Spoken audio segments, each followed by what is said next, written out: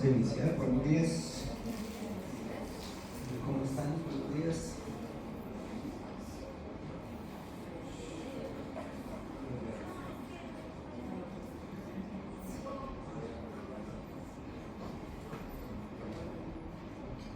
¿Qué tal les ha ido? ¿Bien? Bueno, vamos a tocar este tema en estas cortas 2 horitas: fisiología somatosensorial y del dolor. ¿Vale? Nos vamos a enfocar principalmente en los aspectos de la fisiología del dolor, dado que pues, tiene una relevancia clínica muy alta. Entonces vamos a enfocar un poco más allí, hablando de los 2 aspectos al tiempo. ¿Listo? Yo tomo de base de que ustedes ya han visto muchas de estas cosas. Este semestre han visto cosas básicas de fisiología del sistema nervioso, y sobre todo en los semestres anteriores recuerden la fisiología allí que alcanzaron a ver un poco integrada la morfología, cuando veían allí neuroanatomía funcional y todos esos aspectos, se integraron muchos de estos conceptos. Vamos a enfocar un poco más en conceptos fisiológicos, más que anatómicos, porque ya vieron ustedes mucho sobre las vías, la anatomía de algunas de estas regiones, etc. ¿Listo? Entonces, enfocándonos en los conceptos fisiológicos, vamos a enfrentar allí lo que es la fisiología somatosensorial y el dolor. Algunas gráficas, muchas de ellas son tomadas de la fisiología de Gayton, pero de todas formas, pues cualquier libro de fisiología les sirve, cualquier texto que traiga fisiología del dolor, ahí están los aspectos básicos fundamentales, todos esos textos los pueden consultar. Ya si quieren un poco más detallado, pueden ir a libros de neurociencia, lo mismo cuando han visto otras cosas de neurociencia este semestre. ¿Sí? Entonces, si uno quiere profundizar algún aspecto, pues busca allí un libro de neurociencia particular. En los libros de neurociencia particularmente se van a dar cuenta que no se enfocan solo en la fisiología, sino que la integran con morfología, con aspectos de biología molecular, de neurodesarrollo, etc. Entonces es un poco más integrado, por eso son más recomendados si ya quieren profundizar un poco, pues los textos que digan neurociencias, como la neurociencia de Purves, la neurociencia de Kandel. Ese tipo de libros les sirve para profundizar, ¿vale? Y si ya quieren más bien dedicarse a los aspectos clínicos de estos temas, pues ya es recomendado buscar libros clínicos, libros de neurología o de cuidado paliativo y dolor, en donde ya se enfocan mucho más a profundidad en aspectos clínicos de todo esto.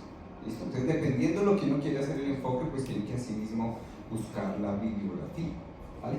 Como les digo, para los aspectos básicos, la fisiología de Gayton está bien. ¿Listo? Mi nombre es Gabriel Castellanos y vamos a ver entonces cuáles serán esos aspectos principales de la fisiología del dolor. Lo primero es recordar que el dolor, digamos, como una modalidad sensorial, es una de las diferentes modalidades sensoriales que ustedes ven ahí relacionadas pues a todo lo que tenemos. No son solo 5 sentidos, ¿no? Tradicionalmente ya le dicen a uno que son 5 sentidos, pero pues acá vemos que hay muchos más, y uno de los cuales es la nocicepción.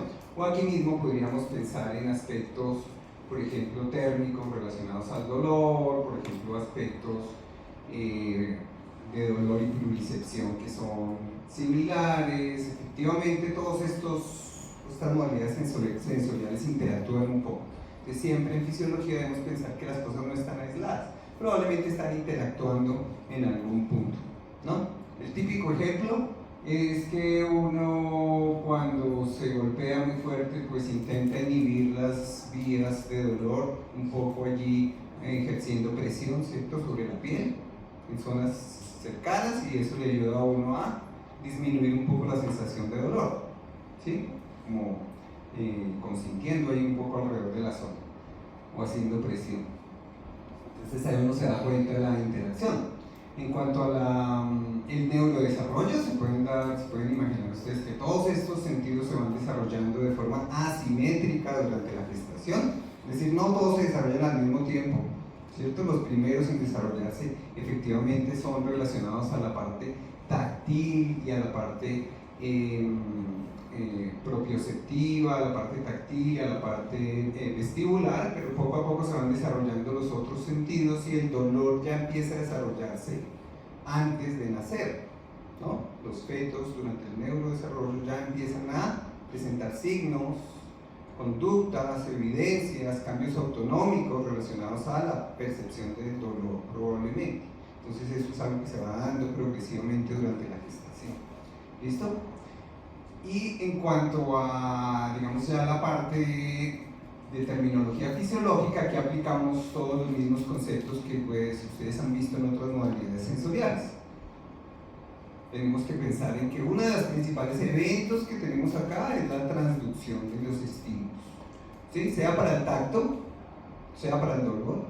La transducción de los estímulos es una cosa muy importante. Recuerden que siempre que llega un estímulo de naturaleza química, de naturaleza mecánica, de naturaleza inflamatoria, de cualquier tipo, una lesión, en general las neuronas tendrán mecanismos, o las células tendrán mecanismos para traducir esa información y volverla información electroquímica, ¿no? Porque eso es lo que entienden, ese es el lenguaje del cerebro, la comunicación electroquímica. Entonces la transducción de la información es clave acá. ¿Listo? Siempre tenemos que pensar en esa primera parte de el tacto y el dolor. Cuando pensamos en transducción, hay que pensar que debe haber una proteína receptora, ¿sí? Esa proteína receptora va a ser mecanosensible, va a ser quimiosensible, va a ser de pronto termosensible. Va a haber una proteína receptora que traduzca esos estímulos. ¿Listo? Y esa proteína receptora pues tendrá que estar en algún lugar, ¿no? Va a estar en varios tipos de células, va a estar en neuronas receptoras, va a estar allí ubicada en un sitio estratégico para traducir ese estímulo químico, mecánico, térmico, etc. Entonces es muy importante siempre imaginarse, porque claro, ustedes en morfología pueden ver allá los nervios, pueden ver allá en histología, el microscopio, las cosas, pero muchas de estas cosas ya saben que tocar en fisiología son más abstractas, imaginárselas un poco. Imaginarse cómo están esos receptores, esas proteínas receptoras distribuidas allá en las células y cómo están haciendo todo el proceso, ¿no? Y una de las principales cosas que suceden acá, cuando hay estímulos nociceptivos, es el potencial de receptor. Ya verán ustedes en electrofisiología todos los tipos de potenciales que hay, los potenciales de acción, los potenciales graduados, ¿cierto? Y uno de los principales tipos de potenciales graduados es el potencial de receptor. Entonces aquí, igual que en otros órganos de los sentidos, tenemos un potencial de receptor que se produce allí en las terminales aferentes nociceptivas, ¿sí? Potencial de receptor, recuerden que es un potencial de baja amplitud graduado, ¿no? Ese potencial de receptor es importante porque es el que va luego, esa corriente se va a propagar y es la que va a generar un potencial de acción en algún lugar para poder ser transmitida esa información. Y finalmente pues tendrán que ya analizar las características específicas del órgano receptor, de dónde está esa neurona, dónde están esos órganos, ¿cierto? Va a ser muy diferente, un poquito diferente, ¿sí? El estímulo nociceptivo es a nivel de la piel, a nivel de las mucosas, a nivel de los órganos viscerales, ¿no? Cada lugar tendrá sus propias características, a veces sus propios mediadores, ¿listo? A veces detalles fisiológicos específicos. Entonces cuando ya tengan casos clínicos específicamente diseñados para mirar dolor visceral, dolor intracraneal, dolor somático en la piel, en las mucosas, pues ya habrá que analizar específicamente cómo esas características del tejido interactúan allí para producir la fisiopatología, ¿no? Ojo siempre allí que va a depender de el órgano receptor, del órgano que está conteniendo todo esto, ¿sí? Y pues allí obviamente aquí estamos hablando hoy principalmente de lo que es tacto y lo que es nocicepción, pero pues tendríamos que ya analizar específicamente cada uno de estos. Cada una de estas modalidades sensoriales tendrá, digamos, sus características específicas que uno podría analizar mucho más en detalle, digamos, incluso hasta clases separadas. Uno podría hablar detalladamente de cada una de estas modalidades sensoriales. Fuera de estas modalidades sensoriales, aquí no está listada la interocepción, ¿no? Recuerden que tenemos algo llamado interocepción y podemos censar y transducir y conducir información de todos nuestros órganos internos, ¿no? Aquí no está listado, digamos, ese aspecto. ¿Listo? Interocepción, importante. Otra parte de la terminología clave aquí en la información táctil y en la información dolorosa es allí entender un poquito de esto. Esos términos, aquí no nos vamos a dedicar tanto a esta parte clínica la van a profundizar allí en patología, la van a profundizar cuando vean cada enfermedad, porque tiene un poquito allí de todo, pues de diferentes aspectos según la patología. Les recomiendo esta página que está acá la encuentran aquí en internet, es una página oficial de una organización internacional para el estudio del dolor, y allí hablan de terminología y hay definiciones consensuadas de cada cosa. Es frecuente que ustedes encuentren a veces diferencias terminológicas, las que usa un clínico u otro, y tienen dudas allí en la terminología.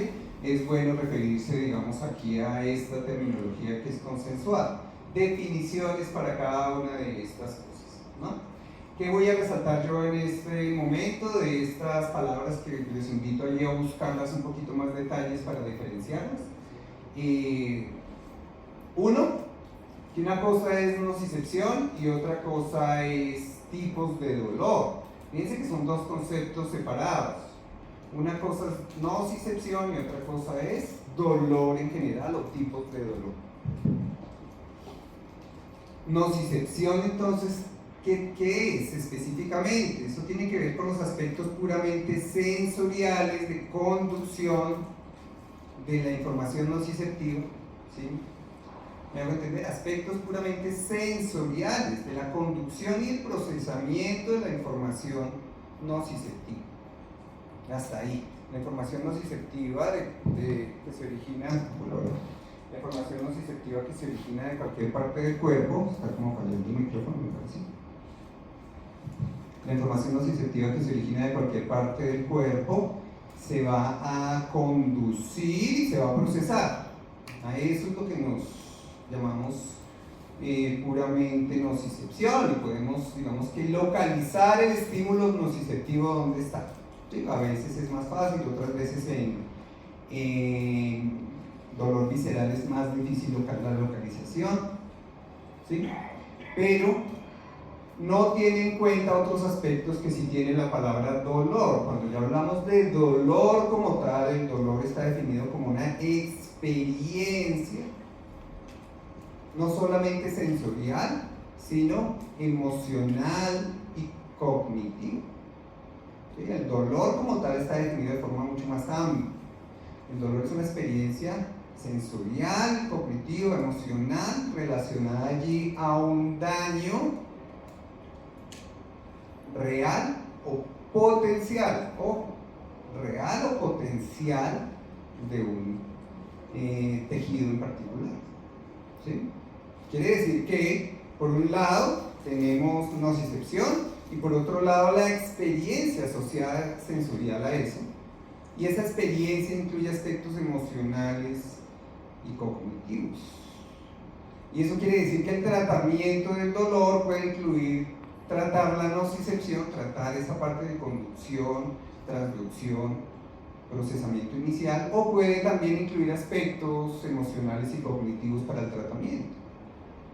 ¿Sí? Para tratar el dolor como tal, tenemos un abordaje más amplio, y acordarse de la definición allí es importante. Porque si uno cree que nocicepción es igual a dolor, pues trata solo la nocicepción, ¿vale? Y no trata el dolor completo. Eso es muy importante, sobre todo en dolor crónico. Ahí es donde se vuelve todavía más clave tener en cuenta esa diferencia. ¿vale? Y hay diferentes tipos de dolor. Entonces tenemos el dolor nociceptivo, cuando ocurre allí ese daño potencial o real allí en un tejido diferente al nervioso, ocurre ese daño real o potencial. ¿Por qué decimos potencial? Por ejemplo, si usted se golpea, pero no ocurre un daño real, digamos que no fue un golpe muy fuerte, a usted le duele, ¿sí? Ese dolor es nociceptivo, aunque no hubo un daño, es un daño potencial. Las células están transmitiendo de que probablemente si ocurre nuevamente, repetidamente o mucho más fuerte, pues eso va a generar un daño, ¿sí? Entonces en ese caso, digamos con calor, con un estímulo mecánico y no ocurrió un daño, las células están transmitiendo un posible o potencial daño hacia el futuro. Entonces es importante ver que el dolor puede estar dado por un estímulo que genera una potencialidad, ¿sí? La potencialidad de un daño. Dolor nociceptivo, entonces es el típico daño, un trauma, una quemadura, dolor nociceptivo. Cuando ya tenemos una lesión en el sistema nervioso, se dañan o hay una lesión de neuronas aferentes de los nervios o de neuronas centrales, a eso lo llamamos dolor neuropático.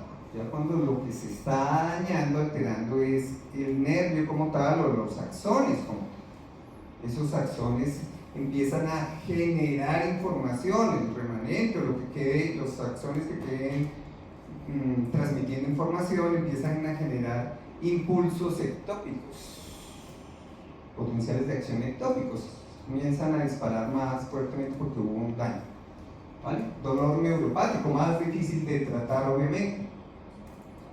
Y el dolor nociplástico, ojo ahí con el dolor nociplástico, porque aquí se refiere a que no hay evidencia de un daño en un tejido, no hay evidencia de una alteración anatómica, no hay evidencia de una lesión como tal, ¿sí? Entonces en este caso es un dolor de tipo más fisiológico, más funcional, lo llamamos así, funcional, ¿sí? Alteraciones, cambios funcionales relacionadas, por ejemplo, a sensibilización del sistema.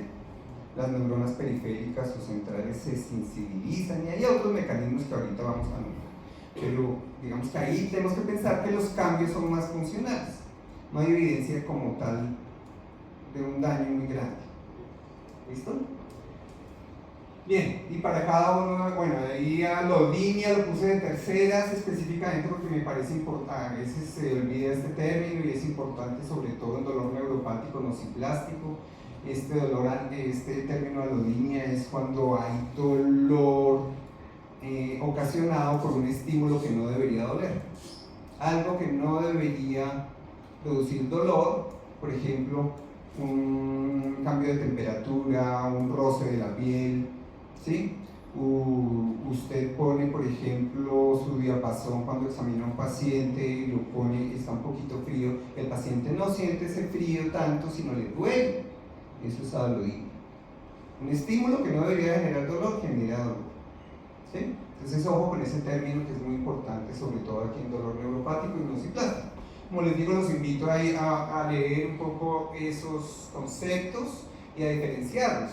Al principio parece muy sencillo, pero luego se va dando uno cuenta que se tienden a confundir algunos de ellos y hay que volverlos a releer hasta que uno los tenga muy claros, sobre todo para usarlos en la práctica clínica y para poder describir un paciente detalladamente diciendo que tiene hiperalgesia, tiene disestesia, tiene alodinia, tiene una cosa u otra. ¿Listo? Es muy importante que ustedes intenten aprenderse esa terminología, sobre todo para la práctica clínica. Bien, aquí una de las cosas importantes, de las primeras cosas importantes cuando hablamos de tacto y nocicepción, es reconocer que esta información va a través de fibras diferentes, ¿sí? Fibras que las han clasificado ya hace mucho tiempo, hace muchos años, más de 70 años hicieron estas clasificaciones, en donde primero clasificaron las fibras que iban por los nervios allí que iban hacia los músculos y usaron unas letras. También luego clasificaron allí las fibras que estaban presentes en los nervios aferentes y por eso ustedes encuentran en la literatura esta nomenclatura, ¿sí? Aquí en tacto y en nocicepción nos vamos sobre todo a enfocar en esta clasificación donde tenemos fibras A alfa, A beta, A delta y fibras C, ¿vale? Entonces, ojo con esta clasificación. Fíjense que esta clasificación se enfoca principalmente relacionada al diámetro y sobre todo a la velocidad de conducción de las fibras. Básicamente los neurofisiólogos, poniendo electrodos allí en los nervios, se dieron cuenta de que habían fibras que conducían a diferente velocidad. Unas más rápidas, otras más lentas, otras intermedias. Y bien, estos nombres se los dan según principalmente esa velocidad de conducción, ¿no? Que está relacionada al diámetro de la fibra, eso seguramente ya lo han visto. Ahí, ¿cuál es la relación? Entre más diámetro tenga la fibra, mayor velocidad de conducción, ¿cierto? ¿Cuál es la razón de eso? ¿Cuál es la razón de que tenga una fibra más diámetro, más velocidad?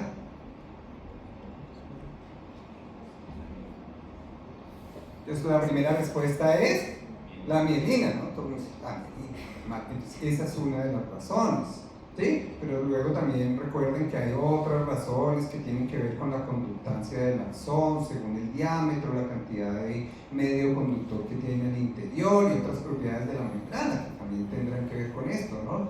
Cómo la mielina afecta la capacitancia, la resistencia de la membrana. O sea, la única historia no es la mielina. Es una forma de reducir allí un poco este concepto, pero hay más conceptos electrofisiológicos relacionados allí con los términos que seguramente ustedes vienen con el profe mundial. ¿Vale? Eso, ojo ahí. Velocidad de conducción, ese es un parámetro muy importante que se mide en la neurofisiología clínica. Ya en el hospital ustedes van a ver cómo a los pacientes que tienen alteraciones nerviosas, neuropatías, enfermedades desmielinizantes, les hacen estudios de neuroconducción midiéndoles diferentes parámetros, por ejemplo la velocidad de conducción. Otro aspecto aquí muy importante y es darse cuenta de que no solo tenemos entonces diferentes tipos de fibras de acuerdo a su velocidad de conducción, sino que además tenemos diferentes tipos de receptores periféricos para ese tacto, esa nocicepción y esa termocepción. Aquí en esta tablita ustedes se encuentran el resumen de esto. Les voy sobre todo a señalar qué aspectos quiero que se aprendan o que recuerden. Entonces miren, aquí esta tabla ahí se ven muchas cosas, pero básicamente las podemos dividir en pocas. Por aquí, por un lado, me están hablando del sentido de la propiocepción, modalidad sensorial de la propiocepción. Por otro lado, me están hablando de lo que es el tacto, ¿sí? El tacto en general, el tacto entonces lo dividimos en tacto discriminativo, no discriminativo, y el no discriminativo tiene un aspecto crudo, donde no solo siente esa sensación gruesa de presión, o tiene un aspecto afectivo, como las caricias, por ejemplo. ¿Sí? Y por otro lado tenemos lo que es el dolor y la temperatura y el prurito. O sea que básicamente tenemos como tres aspectos grandes: el movimiento del pelo haría parte en general de ese tacto, ¿no? El tacto pues, puede influir o no un poco en la piel que tiene vello, en la piel que tiene pelo. Sería, digamos, un elemento adicional para meter en esa información de tacto, sobre todo no discriminativo. ¿Listo? Y aquí en esas tres cosas, propiocepción, tacto, dolor, ¿cuál es la que va más veloz? ¿Cuál es la información de la modalidad sensorial más rápida de todas? La más veloz. Entonces uno se pone a mirar aquí a esto y se da cuenta que la propiocepción tiene ahí un valor en velocidad de conducción mucho más alta, dada que es muy importante para movernos, ¿no? Para movernos la propiocepción es clave. Por otro lado, el tacto tiene una velocidad intermedia, fibras también algunas muy rápidas y otras un poco más lentas, ¿cierto? Incluso ahí tiene unas fibras más lentas. Entonces el tacto estaría como un poco intermedio entre los dos. Y el más lento de todos tiende a ser lo que es el dolor. El dolor tiene dos tipos de fibras, unas más rápidas y otras más lentas, ¿vale? Pero ante la pregunta que a veces hace uno allí de cuál es la modalidad sensorial más rápida, a veces como que instintivamente decimos el dolor. Y el dolor no es necesariamente la más rápida, fíjense que tiende a ser incluso un poco la más lenta, ¿no? A delta, fibra C. Ahorita veíamos en esta tabla A delta y fibra C, que eran las más lentas de todo el grupo, ¿sí? Y dentro de ese grupo hay unas más rápidas que otras, ¿vale? Entonces tener en cuenta eso. ¿Por qué el dolor no es más lento? Pues claro, si uno ya durante la evolución tiene una amenaza allí, un animal o un elemento que lo está atacando a uno, pues lo primero que uno necesita hacer antes de que lo ataque es correr, ¿cierto? Lo más importante es tener velocidad de reacción, escapar, ¿vale? Ya cuando le está doliendo allí, ya cuando el felino está encima de uno y ya está produciendo dolores, ya está un poco tarde, ¿sí? Entonces tienen que pensar allí un poco desde el punto de vista evolutivo la importancia de la propiocepción como velocidad. De todas formas, aquí en electrofisiología, ustedes cuando pasen a la parte clínica, en neurología se van a dar cuenta allí que se puede medir algo que se llama el potencial de acción compuesto. Recuerden que los potenciales de acción compuestos no está haciendo referencia al típico potencial de acción simple de una sola neurona, sino está haciendo referencia al potencial de acción que podemos ver con electrodos de superficie. Con electrodos de superficie, y es la sumatoria de todos los tipos de fibra. Entonces cuando vayan a neurología ponen electrodos y ven allí la suma de todos estos tipos de fibra, y cuando los fisiólogos descomponen ese potencial de acción complejo en sus pequeños componentes, se dan cuenta que la mayor amplitud, el mayor porcentaje va a estar dado por las fibras rápidas. Estas fibras rápidas son las que producen mayor amplitud y producen un componente mayor de ese potencial compuesto. Pero fíjense, aquí aparecen dos componentes pequeñitos interesantes que son más lentos. ¿Se dan cuenta? Dos componentes pequeñitos interesantes que son más lentos. Las fibras A delta y las fibras C. Al final todas suman para el potencial de acción compuesto, pero al descomponerlo vemos esos dos componentes pequeños. Ahí está el dolor viajando un poco más lento, o mejor, la nocicepción viajando un poco más lento. Aquí está esa misma gráfica aumentada, y es lo que llamaríamos, en términos generales, lo que se ha llamado en neurología el primer dolor y el segundo dolor. Primer dolor y segundo dolor. Entonces, ¿a qué se refiere eso? Cuando uno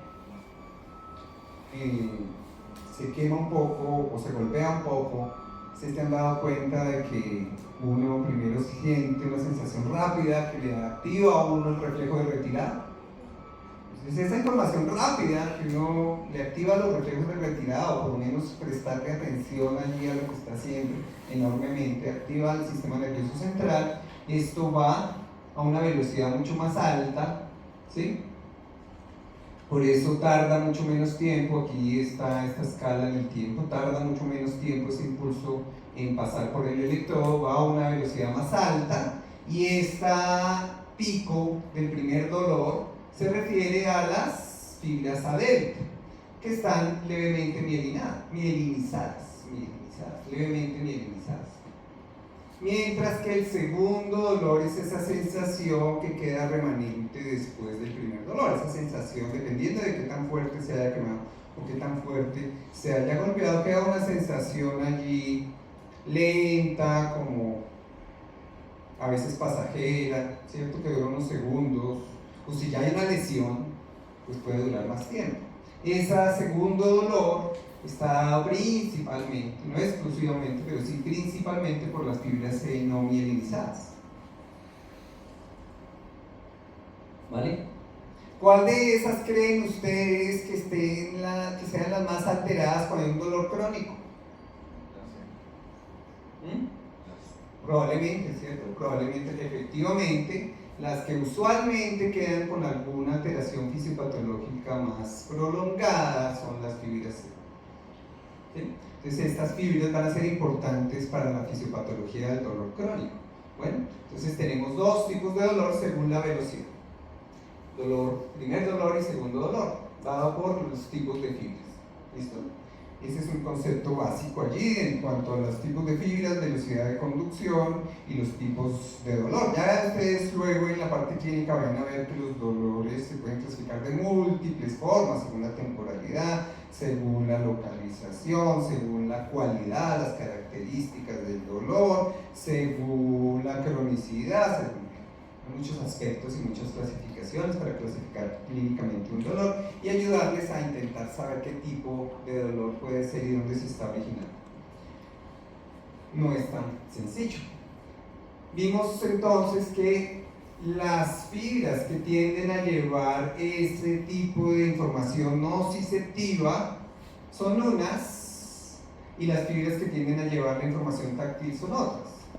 Las fibras que tienden a llevar esa información nociceptiva son terminaciones nerviosas libres, ¿vale? Fibras A delta y fibras C son terminaciones nerviosas libres, son las más abundantes, realmente es lo que más tenemos en todo el cuerpo, en el músculo, en las vísceras, en la piel, en las mucosas. Por todas partes tenemos terminaciones nerviosas libres que son capaces de señalizar esa información nociceptiva. Y por otro lado, en muchas regiones del cuerpo tenemos los corpúsculos, los diferentes corpúsculos de la piel para detectar más detalladamente el tacto, lo que llamamos tacto discriminativo. ¿Sí? Una cosa muy importante es que todos estos tipos de fibras fisiológicamente van a tener diferente umbral y diferente forma de adaptarse. Ojo con estos dos conceptos, hay que ver que son un poquito diferentes.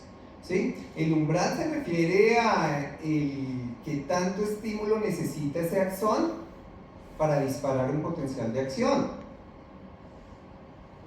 O sea, si tiene un umbral bajo, necesita poquito estímulo para disparar un potencial de acción. Si tiene un umbral alto, necesita un estímulo más alto, más fuerte para disparar un potencial de acción en esa célula. Según el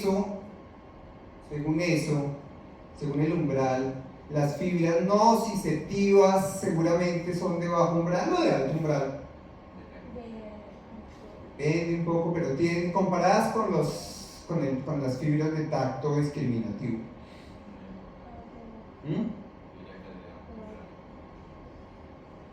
¿Cierto? Las comparadas con las de tacto discriminativo, fíjense que un pequeño estímulo táctil, muy pequeño, uno lo puede sentir y activa las fibras de tacto discriminativo. Los corpúsculos especializados son de bajo umbral esos, porque un pequeño estímulo ya los activa, de hecho tienen sistemas para amplificar eso. Mientras que las terminaciones nerviosas libres, para detectar información nociceptiva, necesitan un estímulo mucho más elevado, obviamente. ¿Sí? Un estímulo térmico, químico, mecánico mucho más elevado y por eso se consideran de alto umbral, ¿vale? Eso, en general las fibras nociceptivas las consideramos de más alto umbral.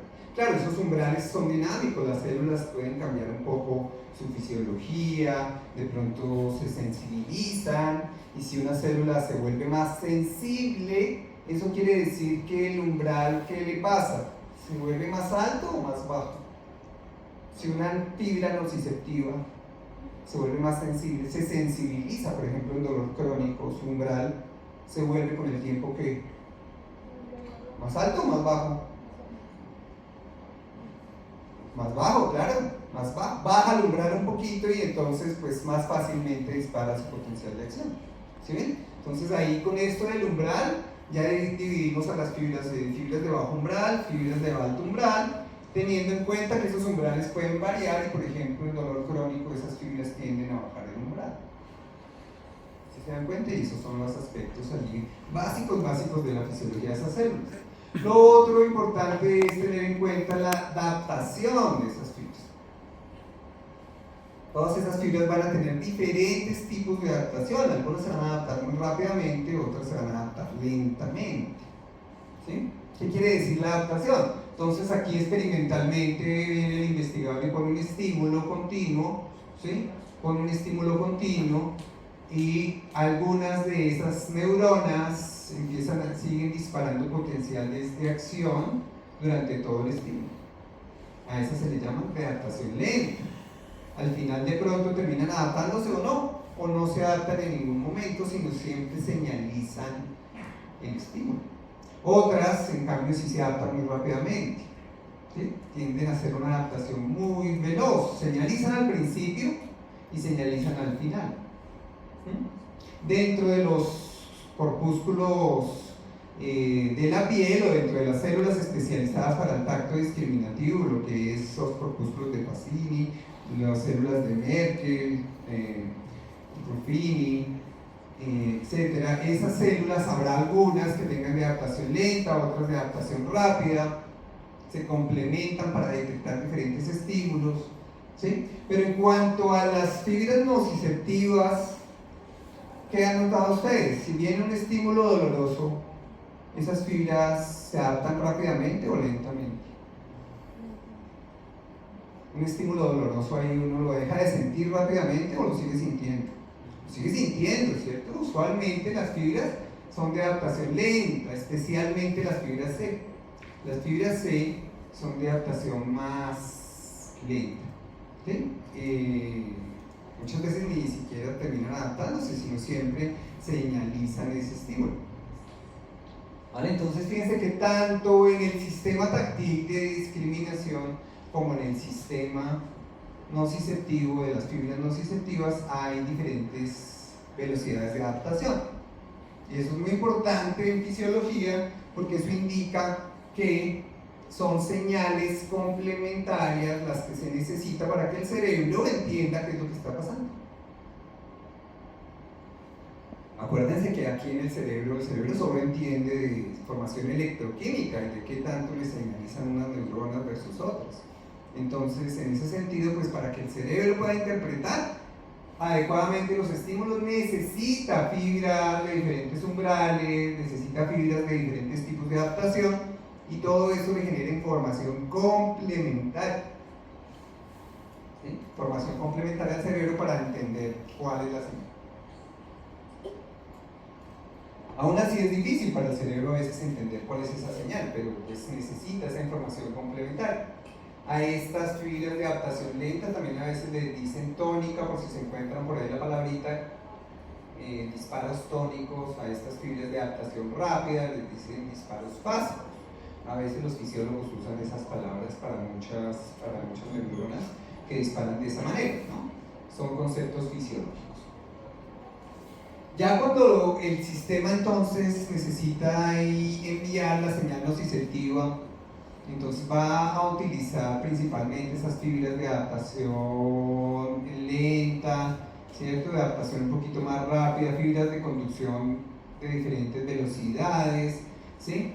Esas, ¿dónde están ubicadas? ¿Recuerdan en anatomía? Cuando hablamos del sistema nervioso periférico, ¿dónde es que está ubicado el soma? Eso ya es pura morfología básica pero el soma periférico, ¿dónde está? El ganglio de la raíz dorsal, ¿no? Esa es allí anatomía básica, el ganglio de la raíz dorsal. Y esa ganglio de la raíz dorsal que ustedes ven acá, señalando esa información aferente hacia el sistema nervioso central, entra la información por la raíz dorsal de allí y tiene varias terminales axonales. ¿Sí? Esta grafiquita que nos está mostrando cómo hacen esas neuronas aferentes para informarle al sistema nervioso. ¿Cómo hacen para informarle la cualidad de los estímulos? ¿Cuáles son las cualidades del estímulo que tienen que informar? Entonces, si es un estímulo más de tipo térmico, mecánico, químico, ¿cierto? Por un lado. Otra cualidad, otra característica que tienen que informar es la intensidad del estímulo. Otra característica que tienen que informar es la localización y la extensión del daño. ¿Sí? Entonces son varias características las que tienen que informar esas neuronas. Aquí en esta gráfica, fíjense lo que están tratando de hacer. Estas fibras empiezan a hacer un proceso de comunicación con varias neuronas de la médula espinal, con muchas de ellas, Miren, una fibra se puede comunicar con varias fibras o con varias neuronas de la médula espinal o del tallo. ¿A eso cómo le llamarían ustedes? ¿Le llamarían información convergente o divergente? ¿Qué es lo que hace esta célula con la información? ¿Proyecta información convergente o divergente en esta gráfica? ¿Cómo la interpretan en fisiología? Divergente, ¿cierto? Lo que hace una sola neurona es informarle a varias. La información se hace divergente para amplificarla. O sea que va a informar a varias rutas, ¿cierto? Varias son. Y entre más células se activen, pues serán mayor la divergencia, serán más las rutas activadas. Ese proceso de divergencia de información es clave allí para señalizar la extensión del daño y la intensidad del mismo. Entre más intenso o más extenso sea el daño, pues se tienden a activar más neuronas acá. ¿Listo? Y tiende a haber información que va dirigida a más lugares. Entre más extenso o más intenso sea el daño, tienden a ir la información a más lugares del sistema nervioso. ¿Listo? Entonces fíjense que aquí señalan, un estímulo débil de pronto activa unas pocas neuronas, un estímulo moderado va a activar muchas más, y un estímulo más intenso va a activar muchas más células. Ahí, por ejemplo, en cuanto a la intensidad del estímulo. ¿Sí? En cuanto a la intensidad del estímulo, además hay otra característica muy importante. ¿Cómo traduce, ustedes ya lo han visto en otras modalidades sensoriales, cómo traduce el sistema nervioso usualmente la intensidad del estímulo en estas neuronas? Un estímulo más intenso hace que estas neuronas cambien como sus potenciales de acción. Eso ya lo han visto en otras modalidades sensoriales. Entre más intenso sea el estímulo, más ¿qué? ¿Mayor qué? Mayor tasa, mayor frecuencia de disparo. ¿Sí? En general, esa es una característica aquí compartida con las neuronas nociceptivas, y es que entre más intenso sea el estímulo, las neuronas más frecuencia tienen. ¿Sí? Es una forma de codificar la información de la intensidad del estímulo. Entonces ya hablamos de dos maneras de codificar la información de la intensidad. Una es la cantidad de neuronas activadas y otra es la frecuencia de disparo. ¿Sí? Entre más duro se pega uno, más frecuencia de disparo tendrán esas neuronas. ¿Vale? Y adicionalmente, finalmente, esas características del estímulo las traducen las neuronas también con sus propios códigos temporales. Las neuronas no solo aumentan la frecuencia, que está acá, el código de frecuencia, aumentar la frecuencia de disparo, sino también tienen cada una de las células de toda la vida sus propios códigos temporales, que a veces los llaman códigos poblacionales, es decir, la población de células tiene una forma particular de señalizar esa información. Son códigos que integran la frecuencia con el timing, la temporalidad de esos potenciales de acción. ¿Por qué es importante lo que hablamos del código temporal, del timing? Porque una cosa va a ser muy distinta, dos células que están disparando desincronizadas, a dos células que están disparando de forma sincronizada. Ustedes debieron haber visto lo que es la suma temporal. ¿Recuerdan por allá alguna vez en fisiología sensorial? La suma temporal de los estímulos. ¿Cuándo se tienden a sumar? Cuando están muy cerca temporalmente. ¿Sí? Si los estímulos se producen cerca temporalmente, se tienden a sumar. Entonces se pueden imaginar acá, en estas células, de pronto, de algún punto, si llegan por varias vías, estímulos temporalmente sincronizados, se van a sumar más fácilmente esos estímulos. Y al sumarse más fácilmente, pues esas células van a reaccionar más, o van a aumentar su frecuencia de disparo, o van a cambiar su código poblacional. ¿Sí? Entonces, ojo, cuando hablamos de la codificación de los estímulos, hablamos de varias cosas: número de células, código de frecuencia, código temporal, y hay otras características fisiológicas también que luego a niveles más complejos empiezan a producir. Ya cuando hablamos uno de los circuitos del cerebro, ya hablamos otro tipo de cosas, de circuitos inhibitorios, excitatorios, ganancia del estímulo, ya otros mecanismos un poco más complejos. Pero quiero que se acuerden de por lo menos estos 3 mecanismos básicos fundamentales para codificar la intensidad del estímulo. ¿Sí? 3 mecanismos básicos. Aquí obviamente siempre hay que poner una perspectiva importante, y es que cuando hablamos de cualquier modalidad sensorial, sobre todo dolor, pero finalmente de cualquier modalidad sensorial, hablamos de, es una experiencia, ¿no? Decíamos con dolor, es una experiencia sensorial y con componentes emocionales y cognitivos, y eso quiere decir que cada persona pues vive su experiencia o vive su información táctil, siente, detecta, procesa, interpreta esa información táctil de forma distinta, o la información nociceptiva, y pues habrá para cada persona una diferente sensibilidad y una diferente tolerancia sobre esos estímulos. Cada quien es diferente. Muchas veces en fisiología, como vemos aspectos básicos en los que todos al parecer funcionamos de esa forma, nos hace dar, incluso también en morfología, nos hace dar la impresión de que todos somos iguales en ese aspecto. Y pues obviamente siempre hay que entender que finalmente cada sistema funciona un poquito diferente.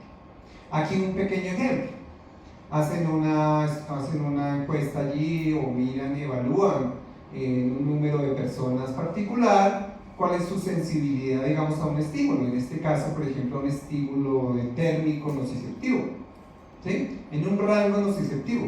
Entonces, ese estímulo térmico, pues habrá algunas personas que lo detecten, que le producen dolor a temperaturas más bajas, otras personas que lo detectan y produce dolor a temperaturas más altas, y otras que aguantan, digámoslo así, o toleran más. Eso que me está hablando, de que esos sistemas que acabamos de nombrar tienen diferente sensibilidad y diferente tolerancia en cada individuo.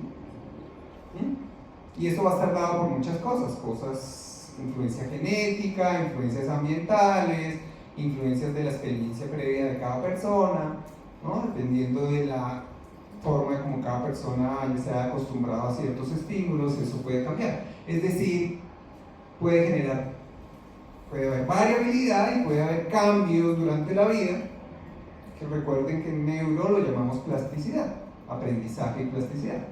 ¿Sí? O sea que todos estos sistemas están sujetos a variabilidad, cambio y plasticidad, aprendizaje y plasticidad. ¿Sí?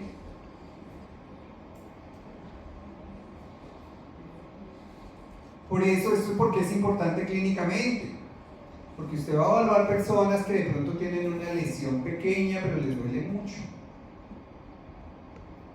y la experiencia propia muchas veces no es tan buena para evaluar esa experiencia. Dicen, no, pero es una lesión pequeña, ¿cómo le va a doler tanto? ¿Sí? Usted no sabe qué tanto realmente le está doliendo a la persona. Tiene que evaluar mucho mejor a la paciente, mirar allí la extensión de la lesión, pensar que de pronto hay otras causas que están produciendo ese dolor aumentado, mirar si hay hipersensibilidad o de pronto hiperalgesia, ¿no?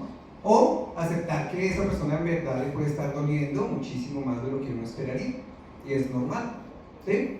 Ojo, porque este concepto de la variabilidad y de la tolerancia en la práctica puede volverse, si uno no lo tiene en cuenta, puede volverse hasta discriminatorio con una persona que de pronto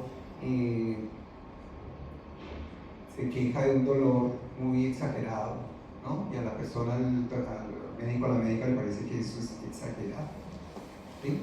Entonces, esto es un tema de la variabilidad individual y de la tolerancia individual al dolor muy importante, y es subjetivo. Acuérdense que dolor es una experiencia subjetiva en el fondo. Ya otra cosa son las características específicas que tenemos en cada uno de esos neuronas, que pues es común en todos. En todos es común que tengamos esos diferentes tipos de receptores para diferentes tipos de sensaciones. Por ejemplo, uno de los más famosos que les mostré en la tablita, ahora que les puse una tablita allí donde estaban los receptores, les señalaba que habían dos receptores principales: los receptores piezo para la información táctil y los receptores TRP para información nociceptiva, información térmica, información relacionada al prurito, etc. Estos son los principales, no quiere decir que sean los únicos. Por ejemplo, en nocicepción hay otro tipo de receptores, los receptores ASIX, los receptores relacionados al ATP, bueno, hay diferentes tipos, pero este es uno de los más importantes. Receptores TRP, estoy seguro que ya los habrán visto por ahí en fisiología porque se presentan en diferentes modalidades sensoriales, ¿cierto? Ya los habrán escuchado, receptores TRP en otras áreas, ¿sí? ¿Qué traduce TRP? ¿TRP es de qué? ¿Por qué se llaman así? TRP. Ya los han visto. ¿Quién sabe? ¿Qué se llaman TRP? Son muy famosos. Hasta le dieron para premio Nobel y todo.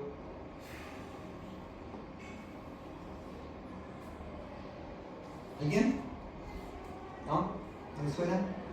La T de transitorio. R de receptor. Y P de potencial, potencial de receptor transitorio. ¿Sí?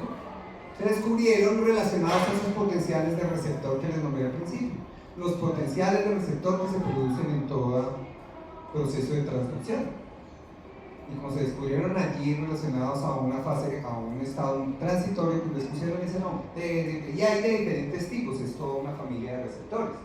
Hay receptores que nos van a traducir, por ejemplo, información térmica normal, receptores para el frío o para la sensación de calor, pero además habrá receptores TRP que nos permitan detectar ya cuando ese frío se vuelve doloroso, se vuelve exagerado, o cuando el calor se vuelve doloroso o exagerado. Aquí en esta gráfica vemos a extremos de temperatura diferentes fibras nerviosas actuando para detectar los diferentes tipos de sensación. Y aquí en esta gráfica vemos lo mismo, pero relacionado a esos receptores TRP. Fíjense que tenemos receptores TRP más asociados al dolor por el frío, receptores TRP más asociados a la sensación solo térmica del frío, receptores TRP asociados a los cambios normales de temperatura o a la sensación térmica de calor, y receptores TRP más asociados a el dolor por el calor. Entonces, esos diferentes tipos de receptores TRP se van a activar a diferentes temperaturas, ¿sí? Tienen diferente sensibilidad para diferentes temperaturas. En el fondo son canales, los TRP son canales que permiten el paso de cationes, ¿vale? Muy importante aquí, por ejemplo, el TRPV1, que lo veíamos en la gráfica anterior, relacionado a la capsaicina. La capsaicina es una sustancia de allí, por ejemplo, ciertos alimentos que producen esa sensación picante y que tiende a producir esa sensación de calor en la mucosa, por ejemplo, en la mucosa o en la piel. Y son los receptores TRPV1 los que son sensibles a la capsaicina. Esa capsaicina, por ejemplo, puede ser usada en el tratamiento de algunos tipos de dolor. Algunos tipos de dolor periférico se pueden tratar con, por ejemplo, parches de capsaicina que van a inicialmente a producir esa sensación de calor y luego a desensibilizar el receptor TRP, y gracias a desensibilizar ese receptor van disminuyendo la sensación dolorosa. Es uno de los target o blancos farmacológicos que podemos tener. Pregunta, dime. Pues yo he oído que a los seres humanos nos gusta el picante porque pues esa sensación de dolor hace que produzcamos endorfinas, pero a los animales a los que no les gusta el picante no tienen como esos mecanismos de modulación para el dolor y eso, ¿cómo funciona? Lo que pasa es que cuando ya hablas, la pregunta aquí es relacionada a la diferencia entre la sensación de picante entre humanos y otros animales y por qué de pronto a algunos les gusta y a otros no les gusta y cómo se desarrolla eso, ¿sí? ¿Entiendes? Entonces, cuando tú ya hablas de una sensación como tal, básica, hablas de pronto de sentir o percibir la sensación picante. Todo animal humano vamos a sentir una sensación similar seguramente, ¿sí? Pero otra cosa diferente es las emociones, sentimientos o reacciones que te produzca esa sensación. Y lo que llamamos el gusto, el placer, el disgusto, la aversión que tiene una sensación. Y eso se va produciendo posteriormente con el entorno social en el que uno crece. ¿Sí? Dependiendo del entorno con el que uno crezca, puede empezar a asociar una sensación a cosas positivas y empezar a gustarle una sensación. O lo contrario, podría uno, digamos, en un entorno en donde a los niños se les enseñara que la sensación de picante es peligrosa y que tengan mucho cuidado, pues a esos van a sentir aversión apenas sientan esa sensación de picante. ¿Sí? Y cuando uno ya habla del gusto, del disgusto, de cualquier sensación o percepción, ahí metes allí muchos sistemas distintos, el sistema de recompensa, por ejemplo, ¿sí? Pero metes también aspectos cognitivos y emocionales, y eso tiene que ver mucho con el entorno, ¿sí? No es que haya algo intrínsecamente humano que haga que nos guste el picante, no, hay gente que no le gusta, eso tiene que ver mucho con el aprendizaje.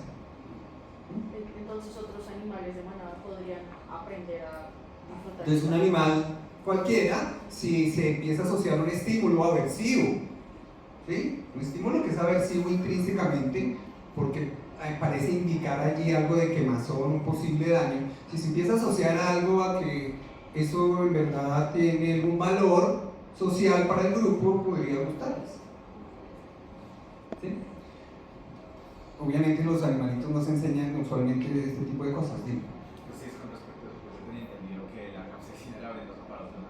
Ah, bueno, ese aspecto sí no lo conozco.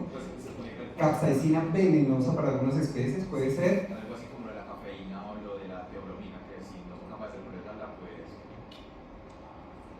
Pues mira, hay algo interesante, ¿no? Que puede haber especies a las cuales ciertas moléculas como estas efectivamente no solo generen aversión, sino generen daño, porque no tienen posibilidades de procesamiento. No lo sé, pero eso está muy interesante ahí. Y eso ya pues implicaría ahora se me ocurre con la pregunta que haces, se me ocurre que sería interesante evaluar un modelo en donde un animal que le haga en verdad daño, ¿será que le puede gustar entonces esa sustancia? Me voy a investigar más en profundidad ese tema, ¿no? No lo sé, curioso. Entonces, tenemos allí ese tipo de estímulos que necesitan receptores particulares. Cuando hablamos de nocicepción, entonces tenemos que pensar en que no solo tenemos los receptores TRP como tal, sino tenemos otros tipos de receptores en esas neuronas nociceptivas que van a poder ayudarnos a detectar otro tipo de mediadores inflamatorios o posibles otras señales que indiquen un posible daño. Entonces, cuando ustedes hablan de dolor nociceptivo, principalmente, van a escuchar un concepto que se llama la sopa inflamatoria. Actualmente se le llama así, la sopa inflamatoria, o los mediadores inflamatorios. En esa sopa inflamatoria o en esos mediadores inflamatorios van a encontrar que hay una gran cantidad de moléculas que pueden ser producidas por diferentes tipos de células. Van a producir serotonina, bradicina, prostaglandinas, factores de crecimiento, factores neurotróficos, sustancia P, interleuquinas, una gran cantidad, de aquí las principales, pero hay más, ¿sí? Una gran cantidad de sustancias allí que se están produciendo en un sitio en donde hay una lesión o una inflamación. Y las funciones de estas sustancias pueden ser variadas en general, para poder, digamos, señalizar hacia el sistema inmune, señalizar hacia las mismas neuronas y poder aumentar o sensibilizar a las mismas neuronas nociceptivas. Una de las principales funciones no solo es la defensa, digamos, en el lugar del daño, sino la sensibilización de las mismas neuronas nociceptivas. Es decir, a través de varias de estas sustancias las neuronas comienzan a señalizar más intensamente, más fácilmente, ¿sí? La sopa inflamatoria, ojo ahí. Cuando uno tiene un daño o una lesión, entonces allí reclutamos diferentes tipos de células del sistema inmune, mastocitos, macrófagos, y comenzamos a liberar toda esa cantidad de sustancias, esa sopa inflamatoria que nos va a ayudar, por ejemplo, a producir cambios en los vasos sanguíneos, vasodilatación, ¿sí? Va a producir sensibilización de estas neuronas aferentes del ganglio de la raíz dorsal, ¿vale? Entonces la idea es que todo dolor es protección finalmente, gracias a Dios. Todas estas neuronas son finalmente un sistema de protección, ¿no? El dolor en el fondo pues tiene un componente fisiológico, es muy importante que a uno le duela. Si a uno no le doliera sería gravísimo, ¿sí? El dolor hasta cierto punto tiene un componente reparador y un componente fisiológico normal, eso es muy importante entender. Entonces esto, pues, esta sensibilización inicial y esta información inicial para reclutar células del sistema inmune o hacer vasodilatación para reparar es algo normal, ¿sí? Que se va a dar en el dolor agudo usualmente, pero es muy importante. Miren esta grafiquita acá, no sé si la alcanzan a ver por allá tan lejos que se hacen, no sé por qué les gusta hacerse por allá tan lejos, habiendo aquí puestos. ¿Se alcanzan a ver allá atrás esta figura? No mucho. Ah, es que la ven allá en el televisor, claro. Miren el daño donde está ocurriendo. Aquí en un lugar, aquí está señalando que en ese lugar específicamente se libera la sopa inflamatoria.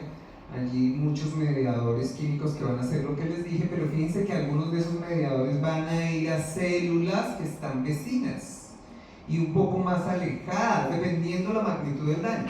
Entre mayor sea el daño, esos mediadores van a ir hasta células más alejadas, ¿sí? La idea es poder producir los mismos efectos en zonas más distantes que, aunque estén sanas, pueden ayudar a reparar o pueden ayudar a evitar mayor daño.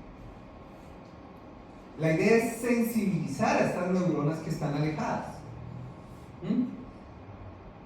Entonces eso es base, por ejemplo, en una quemadura en donde usted de pronto tiene dolor en la zona quemada, pero alrededor de la zona quemada también de pronto está con hiperalgesia.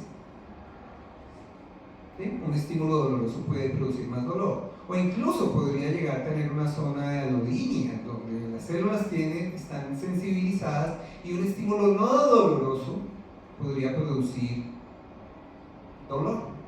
¿Sí? ¿Alguien le ha pasado en una quemadura de pronto con el sol o en una lesión que además le duele espontáneamente o le duele ante el roce de la piel una zona más periférica? ¿Sí? Esto es porque esos mediadores tienden a viajar una distancia y a sensibilizar otras neuronas que están cerca, ¿vale? Muy importante. Esos procesos, recuerden que son preventivos, ayudan a que no se extienda el daño y a que uno haga algún cambio conductual.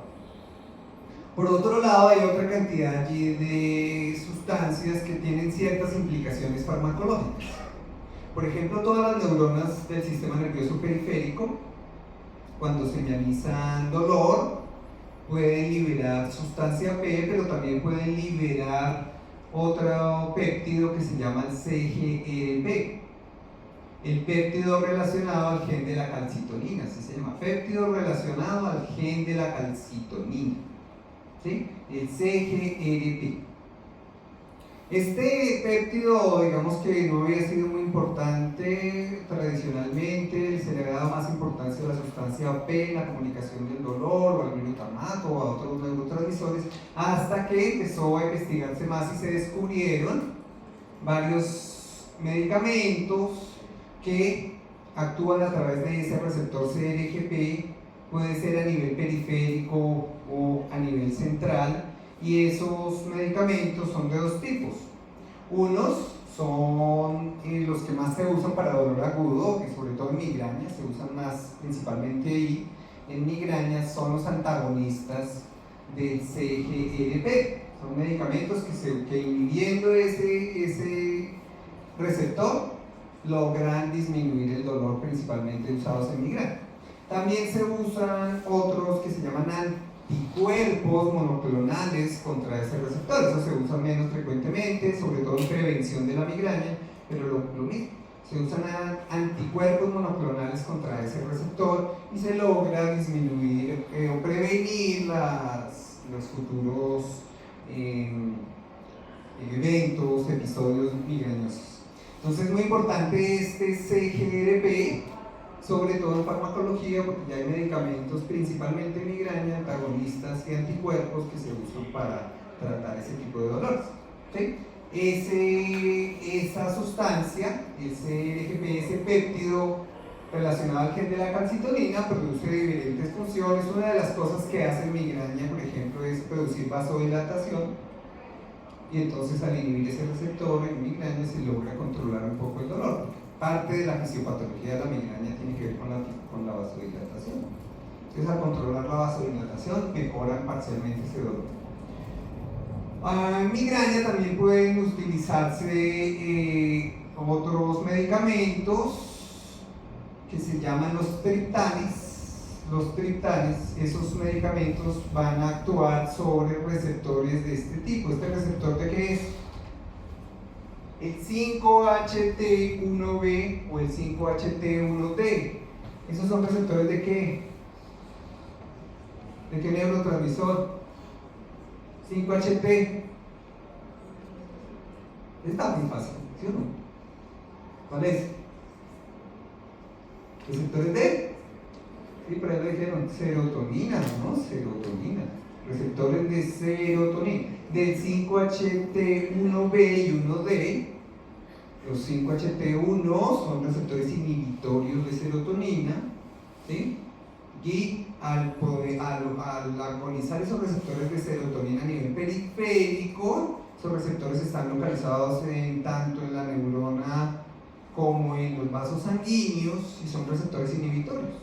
Y al agonizarlos tienden a inhibir allí esos procesos, tienden a inhibir la vasodilatación, ¿sí? Entonces producen un poquito de vasoconstricción, o tienden a inhibir la liberación de mediadores inflamatorios o de CGRP. Al agonizar esos receptores se puede disminuir el dolor, sobre todo ese mecanismo ha sido utilizado en migraña, ¿no? Los triptanes, diferentes moléculas allí que se usan, el sumatriptano, otras moléculas que van a agonizar receptores de serotonina que nos permiten la vasoconstricción o la inhibición de neuronas intracraneales asociadas a los vasos sanguíneos, ¿vale? Entonces fíjense que estamos hablando allí de diferentes receptores que se usan para diferentes tratamientos. Por ejemplo, en este de acá, ¿reconocieron ustedes allí algún medicamento que se use aquí? ¿Alguien sabe de algún medicamento que utilice alguna de estas vías? Ya dijimos el de la serotonina. ¿Alguien sabe de algún medicamento que use el sistema de las prostaglandinas que sirven para señalizar? Eso está muy fácil, ¿no? Esos medicamentos que usamos todos, los AINES. Los AINES van a disminuir la producción de prostaglandinas allí para inhibir esta sustancia, esta sensibilidad. Todavía no existe un medicamento, por ejemplo, que inhiba la sustancia P adecuadamente para el dolor. La sustancia P es uno de los principales péptidos allí que siempre se ha hablado relacionado al dolor. Aquí en la parte periférica y en la parte central, sustancia P es liberada igual que el péptido relacionado al gen de la calcitonina en ambos lados. Pero no hay medicamentos, por ejemplo, relacionados a ese péptido. ¿Sí? Entonces la idea de entender que hay muchos allí mediadores inflamatorios es entender cómo poco a poco van ustedes obteniendo más medicamentos para poder tratar ese dolor nociceptivo. Cuando lleguen a farmacología van a ver allí otra vez, tendrán que recordar todos estos aspectos, ¿no? Ojo porque todos estos temas, todo esto va a ser muy importante para que lo vuelvan y lo tengan ahí en mente y lo revisen y lo vuelvan a usar más adelante, cuando estén en fármaco, cuando estén en clínica, cuando, ¿no? Hay conceptos de la fisiología de pronto que no se van a ver tan frecuentemente después, pero hay conceptos que sí van a ver ustedes muy frecuentemente después. Entonces es muy importante que la fisiología no se quede en cuarto, sino que trascienda un poco a patología, a semiología, farmacología, la sigan utilizando posteriormente, ¿no? Es difícil y probablemente uno no se acuerde de todo, pero sí puede volverlo a repasar, desempolvar sus apuntes y repasar.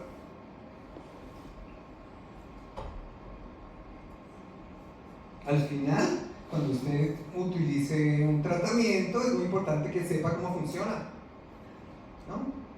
Porque si no sabe cómo funciona, pues va a tener más dificultades allí en asociarlo a otros tratamientos que sean similares.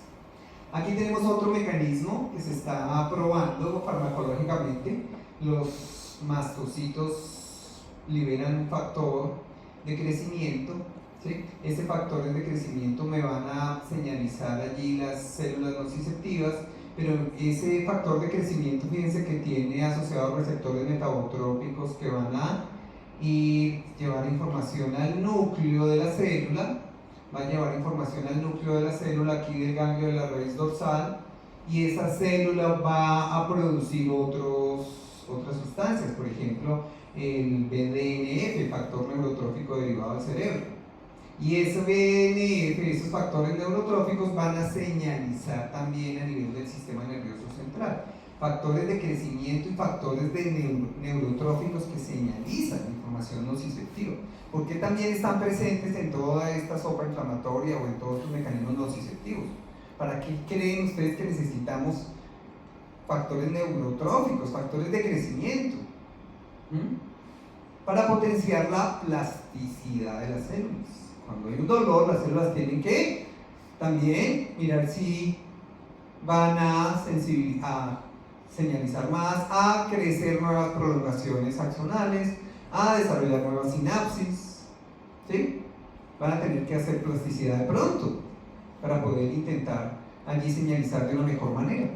Y uno de los tratamientos que se está probando ahora es medicamentos que van en contra del factor de crecimiento neuronal. Este NGF son medicamentos que se están probando actualmente y que están empezando a tener alguna efectividad. Todavía no los encontramos aprobados, pero es probable que en un futuro utilicen ustedes este tipo de medicamentos. Muchos nuevos medicamentos que empiezan a salir con nuevos mecanismos de acción basados en la fisiología. Por ejemplo, un medicamento que acabaron de aprobar hace poco para ser usado en dolor en Estados Unidos y que probablemente cuando ustedes se gradúen ya estará en Colombia de pronto o unos años más tarde para el manejo del dolor, son un medicamento que actúa a través de canales de sodio activados por voltaje, ¿sí? Los canales de sodio activados por voltaje nos sirven para generar ese potencial de acción, ¿no? El potencial de acción depende principalmente en su fase ascendente de canales de sodio, ¿no? Eso ya lo saben. Y dentro de esos canales de sodio pues hay muchos tipos y cada uno de esos subtipos estará ubicado en diferentes regiones.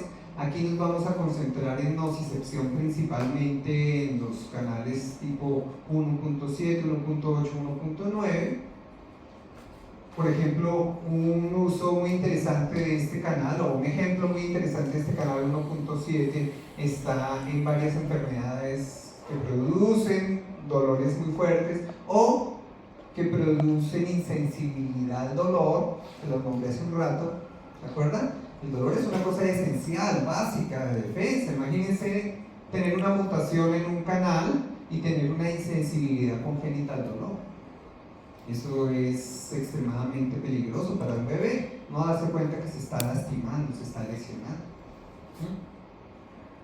El medicamento que fue aprobado recientemente es un medicamento que es un bloqueador de los receptores 1.8 de sodio. Todavía eso obviamente no se usa todavía mucho, pero probablemente se va a ir usando cada vez más. Sí le sirve a uno para asociar la fisiología a la farmacología.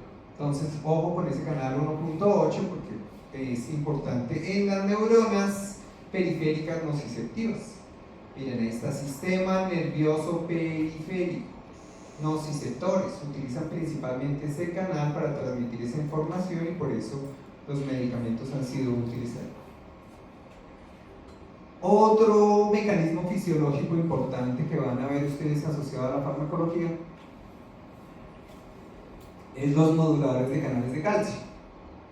Los moduladores de canales de calcio, ¿el calcio para qué es que es importante en la señalización neuronal?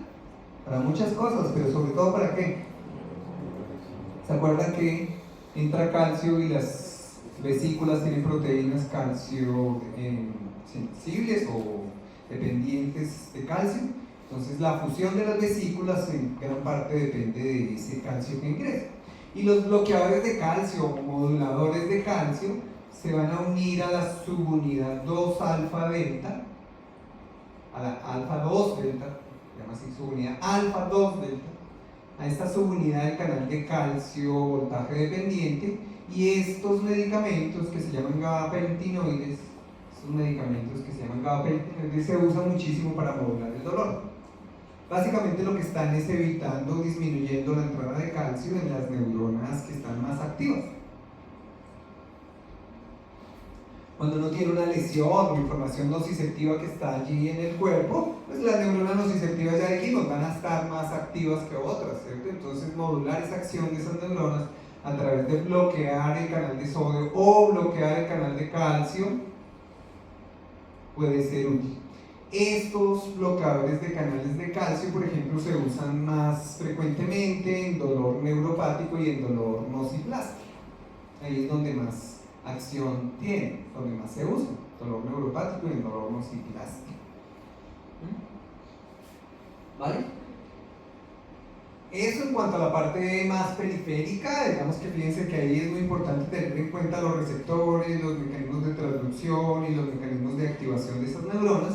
Aquí en la parte central les voy a pedir que reactiven aquí sus apuntes de neuroanatomía funcional, de neuroanatomía, donde vean ustedes que la información nociceptiva, ya dijimos fibras C, alfa y A delta, llegan por la raíz dorsal, allí van a activar neuronas, interneuronas, múltiples interneuronas en el asta dorsal. Ahí va a haber circuitos inhibitorios, va a haber circuitos con diferentes neurotransmisores. Aquí ustedes van a encontrar diferentes neurotransmisores que llegan a modular este lugar.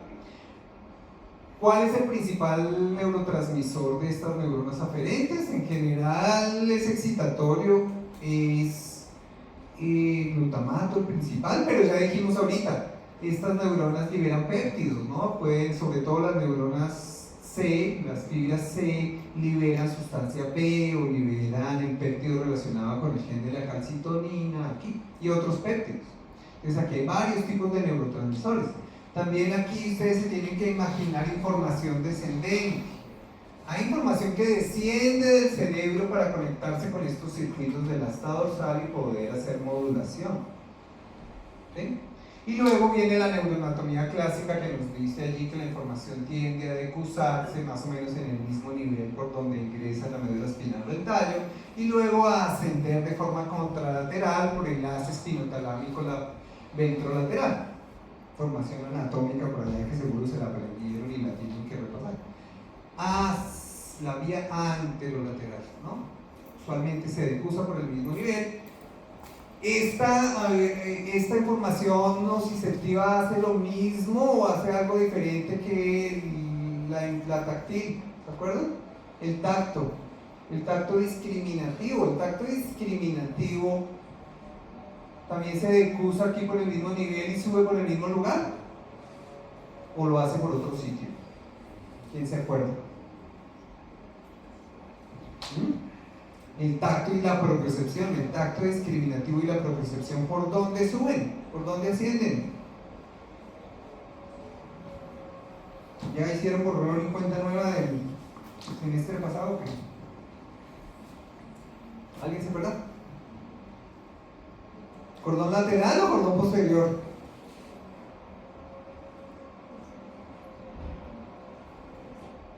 Eso es lo básico de la neurología. perdidos que... ¿Sí? Tienen que repasar esa anatomía basiquita. ¿Por dónde ascienden las vías del tacto discriminativo y por dónde ascienden las vías nociceptivas? La nocicepción, cordón anterolateral, y el tacto discriminativo y la propiocepción ascienden es por cordones posteriores, ipsilaterales. Mientras que el tacto discriminativo asciende ipsilateralmente, el dolor o la nocicepción y la temperatura ascienden de forma contralateral. ¿Vale? Y eso es el ABC de la neuroanatomía, así que no se les vaya a olvidar ese aspecto básico. Aquí una cosa muy importante que a veces se les hace ese énfasis en neuroanatomía y a veces no tanto. En neuroanatomía usualmente uno dice, bueno, si va por la vía anterolateral, probablemente ese sistema anterolateral va por la vía espinotalámica, y entonces llega al tálamo y luego a la corteza. Sí, esa es como la vía clásica. Pero aquí en fisiología del dolor es muy importante recordar que toda esta información sensorial va a contactar diferentes núcleos antes de llegar al tálamo.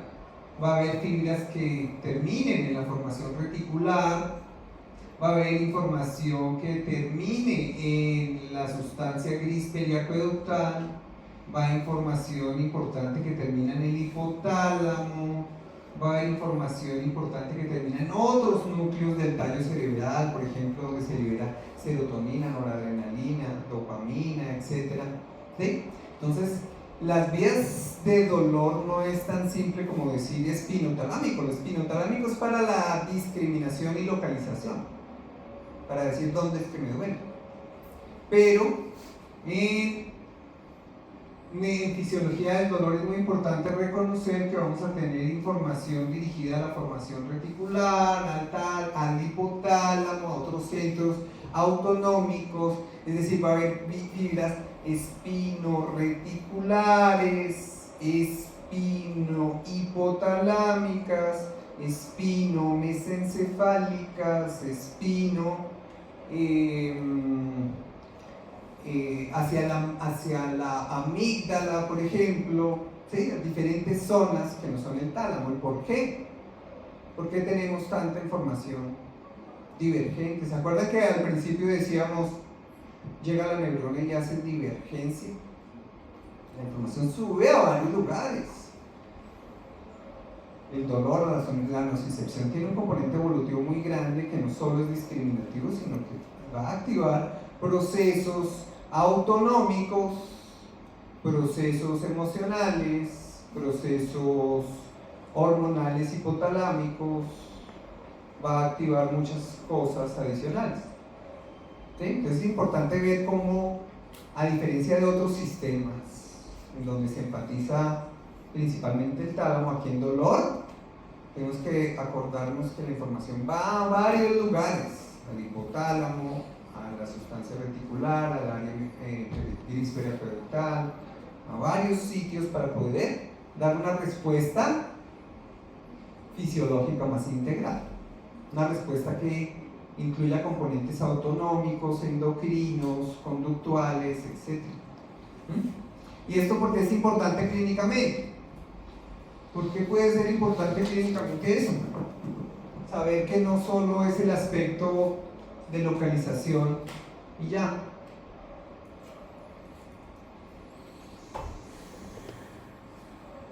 Por ejemplo, si usted tiene un paciente en donde el paciente no le dice a usted si le está doliendo o no porque tiene problemas de comunicación, ¿sí? Viejito, una persona de cuidado intensivo, una persona que no le puede a usted comunicar y usted la ve inquieta y con alteraciones autonómicas, de pronto una de las cosas que uno debe imaginarse es que pueda estar presente un estímulo nociceptivo y a esa persona ese estímulo nociceptivo estar activando respuesta al estrés, estar activando el sistema nervioso autónomo, ¿sí? Estar activando cambios en la respiración, a pesar de que la persona, usted no le pueda decir que está en dolor, si usted nota cambios en las variables que registran los aparatos allí de los signos vitales, usted puede empezar a pensar que ese paciente le está doliendo. ¿sí? Cambios autonómicos, empezó a subirse la tensión, la frecuencia cardíaca, empezó a sudar, empezó a estar inquieto. Puede ser uno de los factores, un estímulo nociceptivo que está teniendo. Hay que revisarle cómo está. ¿Será que le está doliendo la posición, la piel, las articulaciones? Uno puede estar pendiente de los pacientes y entiende que la información nociceptiva está activando muchas más cosas que solo la corteza somatosensorial. Entonces, ojo de esta grafiquita, miren allí. Tenemos un sistema anterolateral clásico que va al tálamo, al núcleo ventral posterolateral, a la corteza somatosensorial, que nos da ese aspecto sensorial discriminativo que dijimos al principio que hace parte de la definición de dolor, ¿sí? Un aspecto sensorial discriminativo, incluso está muy presente en ese primer dolor que uno tiene y rápido, lo puede uno localizar más fácilmente, ¿sí? Pero hay una cantidad de vías al sistema reticular, a la sustancia gris periaqueductal, a otros núcleos como el hipotálamo o a otros núcleos que van hacia la amígdala, que van a activar, por ejemplo, o se van a procesar en zonas que tienen que ver con los componentes emocionales, los componentes más complejos del cerebro, de la parte evaluativa o cognitiva, sobre todo el cíngulo y la ínsula, y están muy relacionados con los aspectos afectivos del dolor, afectivos. Miren que aquí está en esta tablita los dos componentes grandes que dijimos que sean parte de la definición de dolor: componente sensorial discriminativo y un componente afectivo motivacional, cognitivo. Y ese componente afectivo pues está más en relación a todos estos otros componentes. Claro, aquí no solo nos quedamos acá, aquí podemos incluir, por ejemplo, lo que les dije ahorita de aspectos relacionados al sistema nervioso autónomo, o aspectos relacionados al sueño, o otros aspectos relacionados, por ejemplo, a la parte hormonal, ¿no? En esa integración de aspectos autonómicos, sueño, vigilia, emocionales, hormonales, pues está estas otras vías claves en la información nociceptiva.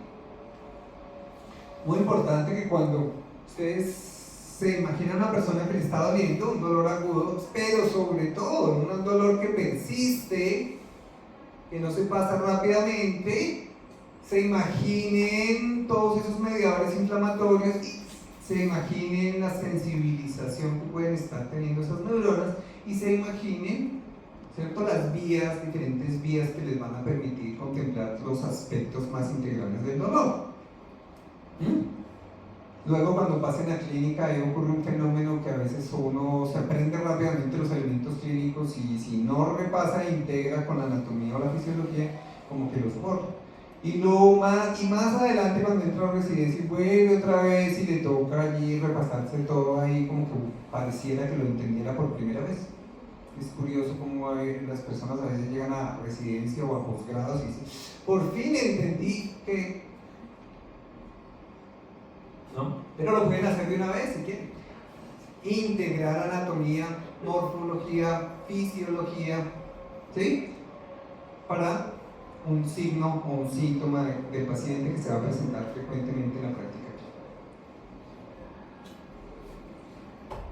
Obviamente aquí ya tienen que tener en cuenta los aspectos individuales de cada dolor y de cada tratamiento y de cada cosa en particular, porque cada enfermedad va a producir unos aspectos particulares. Unos medicamentos que ustedes pueden ver asociados aquí a esta otra vía que es alterna son... ¿alguien reconoce estos medicamentos?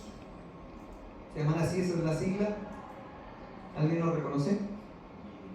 Inhibidores selectivos de la recaptación de serotonina, inhibidores de la recaptación de serotonina y noradrenalina, ¿sí? Esos se conocen tradicionalmente como antidepresivos, aunque la nomenclatura está cambiando, porque en fármaco luego van a ver cómo la nomenclatura está cambiando, pero lo importante es que estos medicamentos antidepresivos van a actuar sobre serotonina y noradrenalina, principalmente en este sistema de acá, modulando esa parte afectiva, ¿sí? También esos medicamentos que actúan a través de serotonina y noradrenalina, van a actuar en este lugar acá, en donde les dije que aquí habían vías descendentes que van aquí a interactuar en circuitos complejos del asta posterior.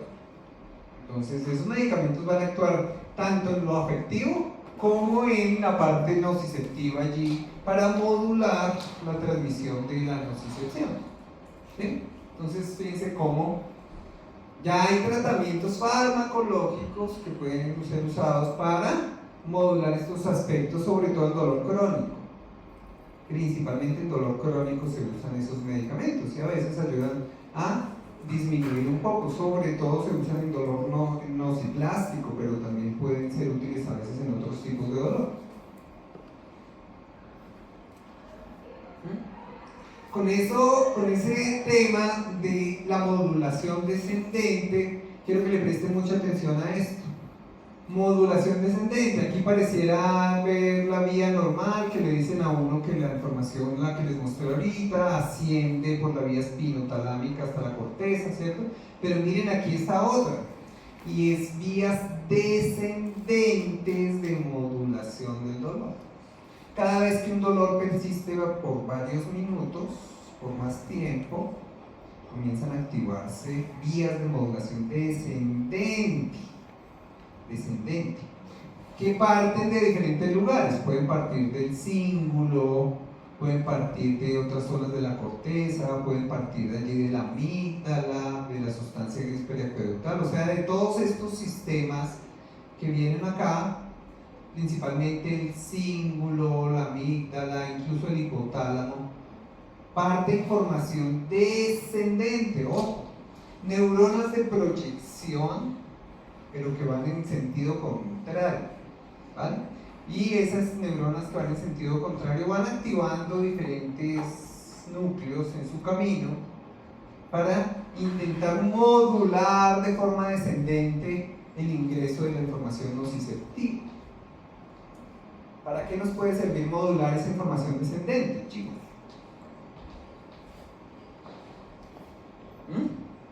Fíjense que cuando uno le está oliendo algo, podría de pronto una distracción, un estímulo hacer que transitoriamente a uno no le duela. Eso tiene que ver con información descendente.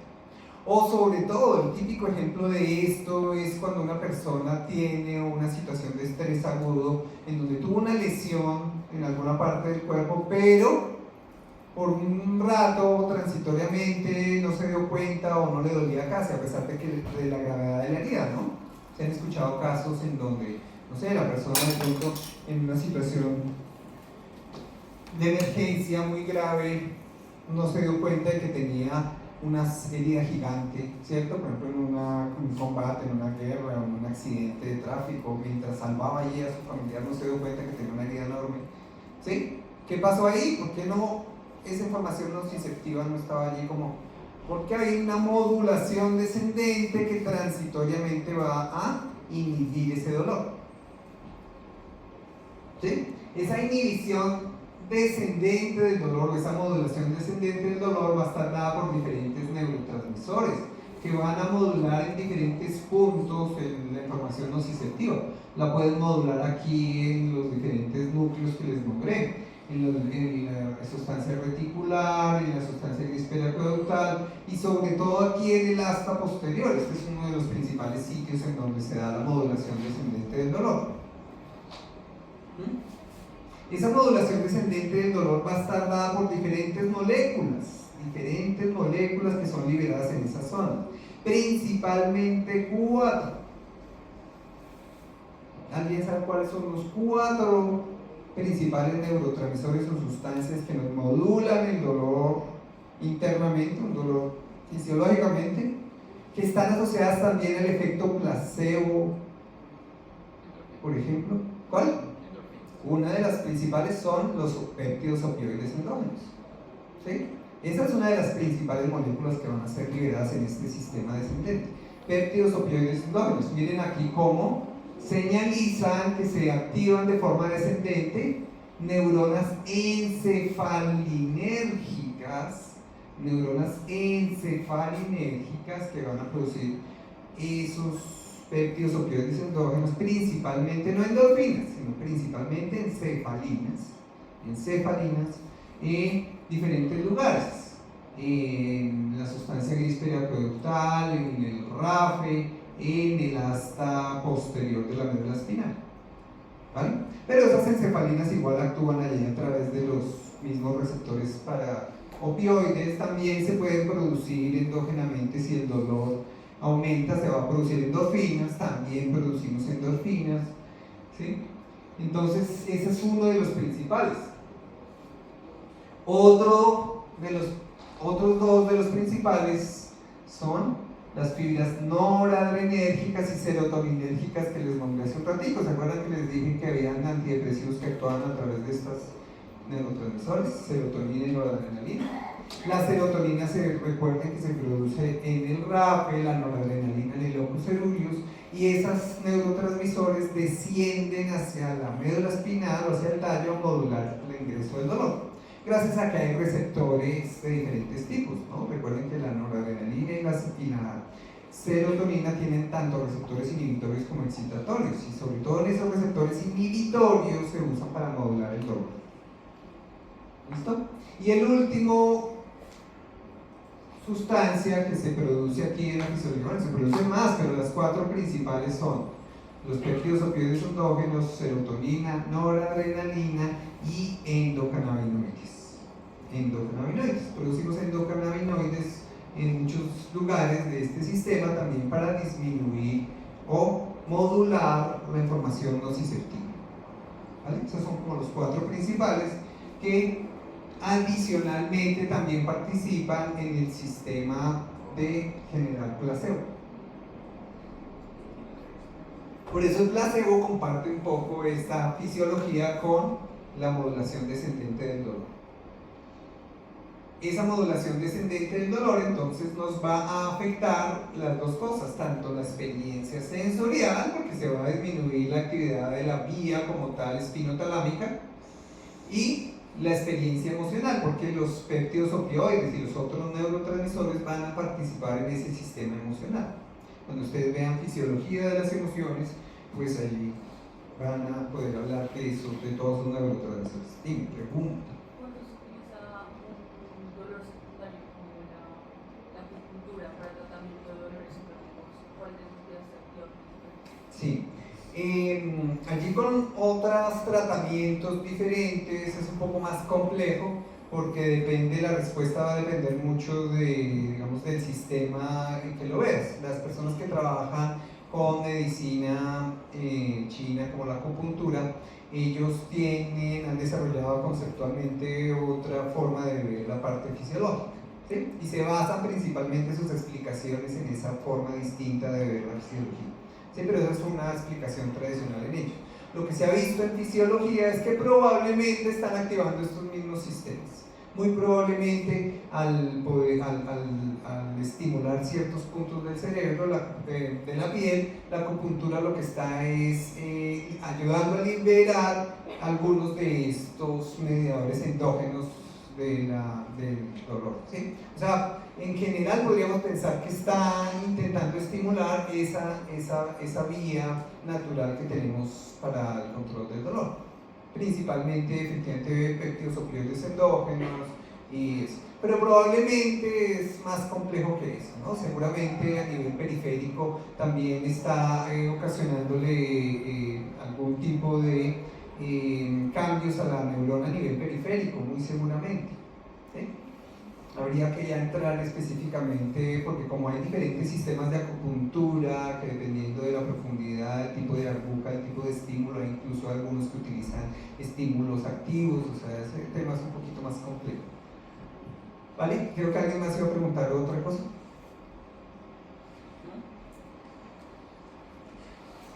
Desafortunadamente la medicina alternativa todavía no se ha logrado una integración adecuada con la fisiología que conocemos. En eso se está trabajando. Entonces aquí cuando hablen de opioides endógenos, recuerden que hay muchos tipos de opioides, el cerebro, el sistema nervioso genera muchos tipos de opioides. Esta tablita no es para aprendérsela por ahora. La idea es que vean que Hay principalmente endorfinas, encefalinas, dinorfinas, más o menos, digamos, en términos generales, son los principales, las endorfinas, las encefalinas y las dinorfinas, y cada una de ellas va a actuar sobre todo en diferentes receptores. Las endorfinas van a actuar sobre todo por el receptor mu, las encefalinas, que son las que vimos ahorita, les mostré y les resalté las encefalinas, van a actuar principalmente por el receptor delta de opioides, pero también actúan por el receptor mu. ¿Sí?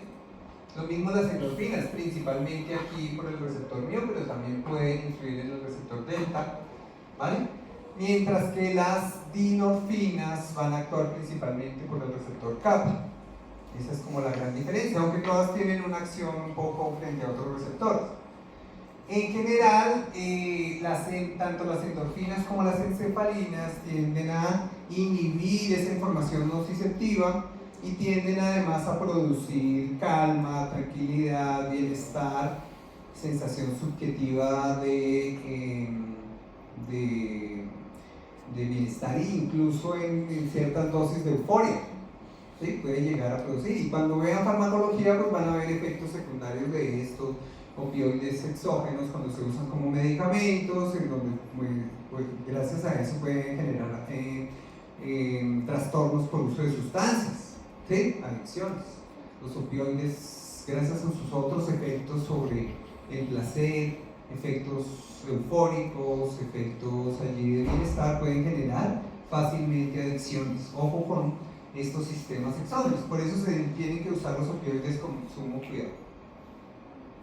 Aquí tenemos este sistema descendente graficado como les mostré ahorita el ascendente, lo mismo el sistema descendente, entonces viene la corteza del cíngulo hacia la amígdala, hacia el hipotálamo, ¿cierto? Y va a modular de forma descendente todos los sistemas a través de principalmente esas 4 sustancias.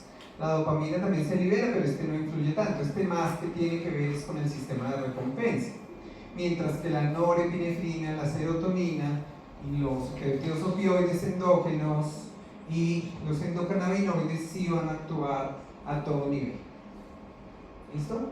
Entonces, ojo con este proceso de modulación descendente, porque es un proceso de modulación descendente que ustedes ven ahí, en donde llega la información hasta la médula espinal, a esas neuronas